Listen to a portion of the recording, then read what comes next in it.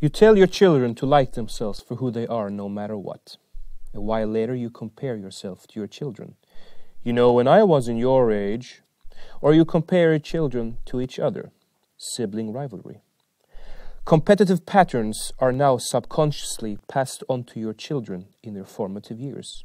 Writer-researcher Alfie Kohn writes in his eye-opening book, No Contest, The Case Against Competition, that these children are now forced into a structural competition as opposed to it being intentional. Competition becomes a contradiction to what you first told your children. It now tells your children that love and acceptance is conditional, based on their performance. So we grow up with two voices constantly clashing, who I am versus who I have to be. It follows us through school, where the hunt for top grades is the main goal. Enter achievement anxiety, where failing is a stigma that turns into punishment. It's why we sometimes shy away from trying something new. Ironically, the words best and fail are linked together, as failing is one of the best educational experiences you can have.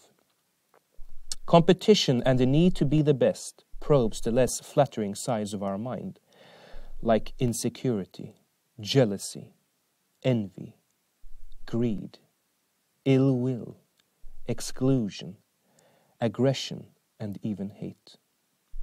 With competition, your productivity and creativity is on an extreme time limit, and the result of this is that the quality suffers as well as the well-being of people. German psychoanalyst Karen Horney described a neurotic person as a state of always measuring themselves against others, even in situations that do not call for it. After graduating, you went headfirst into harsh meritocratic society. The hunt continued. You stressed and finally reached the higher ranks. You achieved top status of having the best job, or the best looks, or the best partner in life. Well, it's not over. Because now the stress is to maintain that position.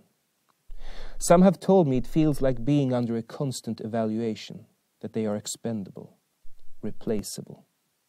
A continuous loop with no exit and an insult to the brilliance of your humanity. Here we also note a major reason to why burnout is on a record high.